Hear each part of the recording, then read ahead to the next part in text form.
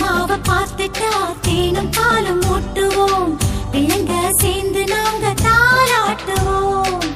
கற்பூரம் காட்டுவோம், பூவால போட்டுவோம், தங்கத்துல செஞ்சு வச்சு தேரோட்டுவோம்.